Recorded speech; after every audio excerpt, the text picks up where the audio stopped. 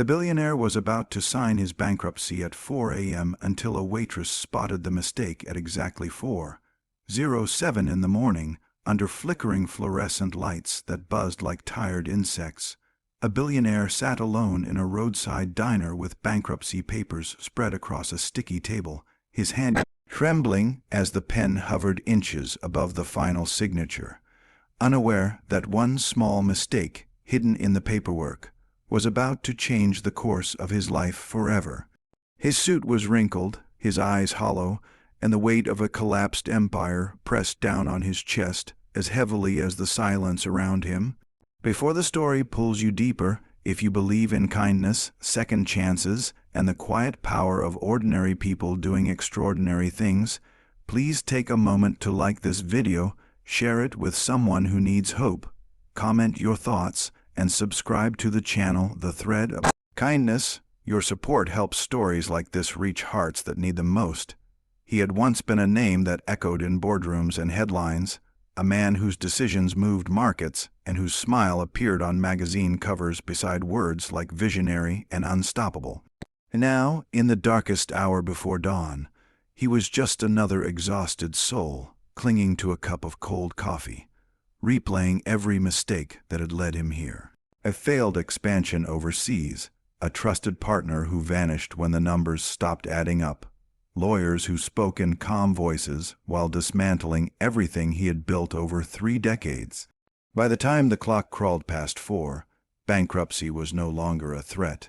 It was a conclusion waiting for ink. The diner was nearly empty, a forgotten island on a sleeping highway.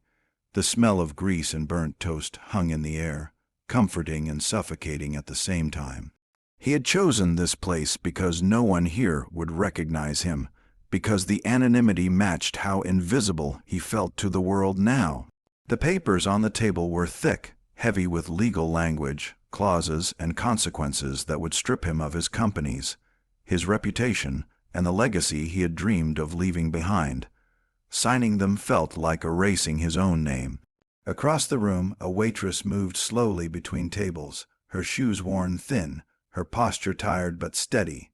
She had been on the night shift for years, long enough to recognize the look of people carrying invisible burdens. She noticed him the moment she refilled his coffee for the 3rd time, noticed the way his hands shook not from caffeine, but from something deeper, something breaking. While he stared at the documents as if they were a verdict, she did what she always did when the diner was quiet. She glanced at whatever lay open on the tables, not out of curiosity but habit, a way to pass the endless hours. Her eyes paused on a page filled with dense numbers and fine print. She did not understand high finance, mergers, or corporate law, but she understood patterns. Years of balancing orders, checking bills, and catching register errors had trained her mind to spot things that did not belong. Something about one column felt wrong. A number repeated where it should not, a decimal slightly misplaced, a figure that did not match the total below. It was small, almost nothing, the kind of mistake people miss when they are tired and defeated. The billionaire exhaled slowly, the sound heavy with resignation, and lowered the pen toward the paper. In his mind, this was the final step, the moment he would stop fighting. He told himself there was dignity in accepting the end, that starting over at his age was a fantasy meant for other people. He did not notice the waitress standing a little closer now, her brow furrowed, her exhaustion momentarily forgotten. She hesitated, knowing her place in the world, knowing men like him rarely welcomed interruption, especially from someone like her. But something stronger than fear pushed her forward. Maybe it was the memory of her father losing his small shop because of one unchecked error. Maybe it was the quiet belief that details mattered, that lives could turn on them. She leaned in slightly and pointed at the page, her finger hovering just above the numbers, indicating the line that did not make sense. Time seemed to stall. He followed the direction of her hand without much interest at first, assuming it was nothing, assuming the outcome was already sealed. Then his eyes narrowed. He straightened in his seat, pulling the papers closer, scanning faster now, the fog in his mind lifting just enough for clarity to slip through. The number was wrong.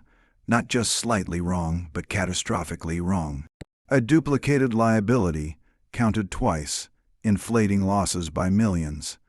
His heart began to race as he flipped through the pages, checking references, tracing the error back to its source. What he had accepted as failure was suddenly something else entirely. The mistake changed the balance sheet, altered the conclusions, reopened doors that had slammed shut hours earlier. Bankruptcy was no longer inevitable. It was based on a flaw no one had noticed because everyone had assumed the worst. The lawyers had been tired. He had been broken. And because of that, the truth had nearly been buried. The waitress stepped back quietly, unsure of what she had done, already preparing herself to be dismissed or ignored.